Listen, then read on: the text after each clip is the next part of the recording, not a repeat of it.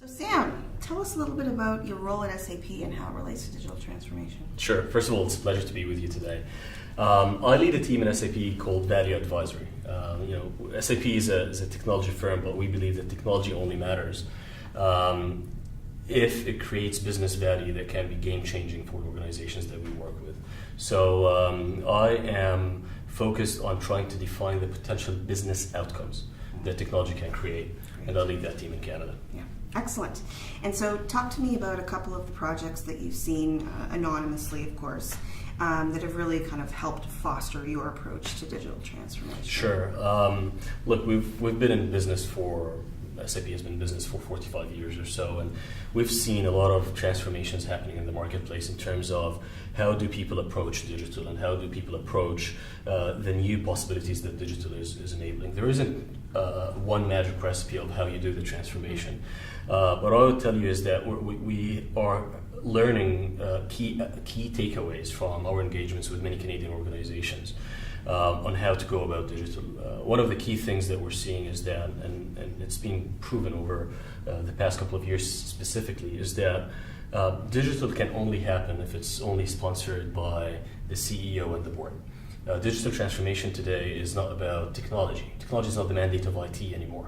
Because digital transformation to me is more about, in its purest form, creating new business models that would change an industry, that would change a business. That cannot be owned by anyone other than the CEO or the board. It starts at that level, and it has to be prioritized at that level. The second thing we're learning is that every organization needs to understand the capabilities that digital can provide them. This is really interesting today because many technology advancements are all maturing at the same time. In the past, we used to have one or two transformations happening every 10 years or so. Can you give us some examples? Like the mainframe, happened, and then many years after that with the client server, then the internet, then mobility. These are all important digital breakthroughs, but they used to happen over a long period of time. And sequentially. While now we're seeing a lot of disruptive technologies that are equally important, but they're all reaching to a high level of maturity all at the same time. We're seeing connectivity, everything is being connected. We're seeing cloud, 90% of organizations don't even own servers today that start business today.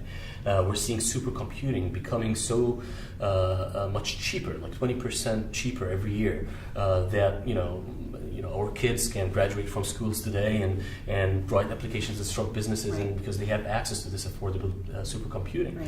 We're seeing technologies that connect the physical world with the data world, like artificial intelligence and robotics and 3D printing and virtual reality. These are things that we've heard about. They existed for some time, but they're getting to a point of maturity that they're commercially viable today. And then blockchain and what it can do for financial services and beyond that. So all of these things are maturing at the same time. And the question that we, at SAP, we try to answer for our customers all the time is, if these things exist, what business capabilities do they provide your business?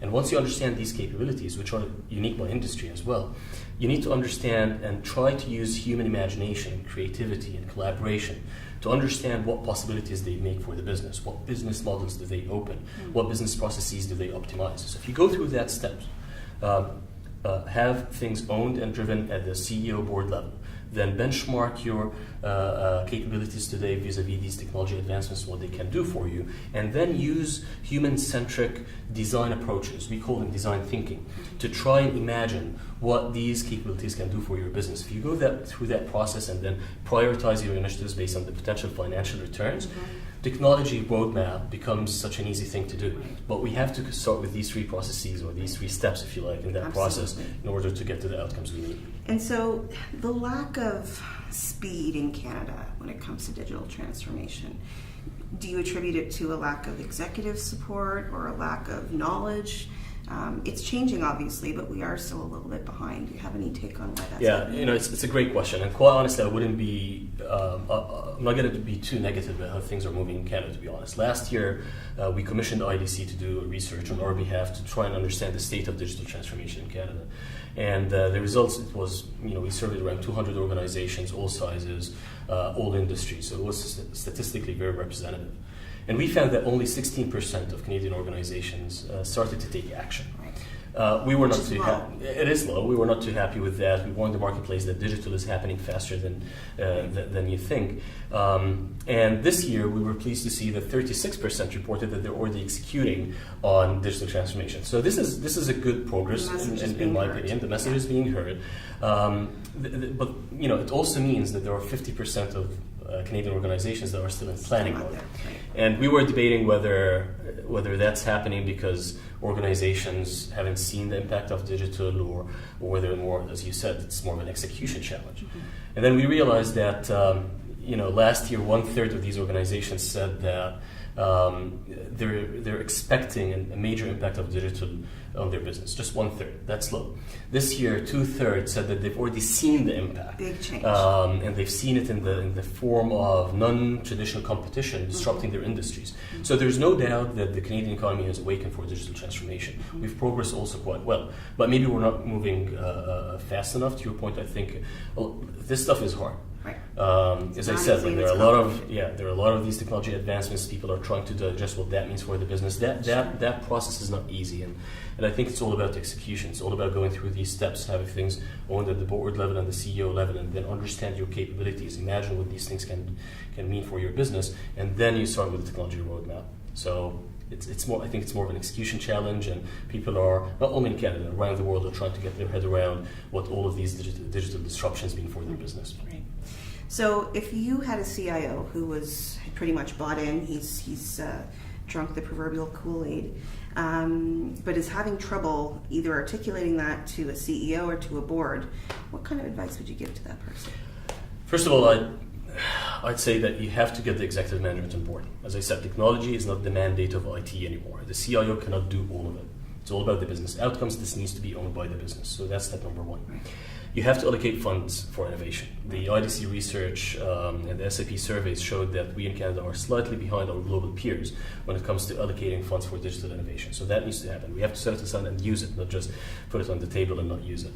And then the second thing is there has to be a certain level of awareness on what these innovations are. People need to, in the context of their industries. Right. So people need to understand and bring awareness to the entire organization on what machine learning means for their industry. What does our AI mean for the industry? What does blockchain? Exactly? What are the implications of blockchain, robotics, 3D printing? So there has to be what we call an executive innovation experience, where people experience all of these innovations and understand what they are. From there, you assess yourself against these capabilities, and we've spent a lot of time in SAP at the... So it's some competitive benchmarking that you think Exactly. is So critical, right? I was about to say, we spent a lot of time last year with the transformation office at SAP at the global level to try and define these capabilities at the global level, and we started benchmarking the entire industry. Right. So now we can take one organization and benchmark that organization in terms of these capabilities versus their peers within Canada, outside of Canada, same industries, same size, and so on and so forth. And based on that, you can get a sense of the baseline, where you stand, and how big the gap is. And that helps you get to a point where you understand how much capabilities you need to acquire or to develop internally. And then the last thing is, I think we have to take the CIO being the conduit, if you like, of this change at the global enterprise level. Need to adopt design, the concept of design. Mm-hmm. These technology advancements are amazing. We're actually getting to a very critical inflection point in history where machine intelligence and all these technologies are exceeding human intelligence, and that debate of humans versus machines is becoming part of our... Point. Yeah, but the thing is, in my opinion, that while these might be a source of competitive advantage today, all organizations that want to stay relevant in the digital economy have to adopt them. Right. It's the human abilities, human skills like imagination, creativity, collaboration, leadership, emotional intelligence, and like these are the things that are going to be the source of differentiation going forward. And if you put that in the context of digital transformation, it starts with design. How do you get a cross-functional team to have a human-centric approach to understand what these capabilities mean for the business? What business models do they enable? And from there, as I said, you start building your technology roadmap as a very last step. And execution, I don't want to oversimplify things, but truly, if you do all of these things first, the execution becomes much, much easier as a CIO. Wonderful. Thank you so much, Sam. Absolutely. Some great Thank insights. you. Thank Appreciate you. your Great to time. be with you. Thank you. Thanks.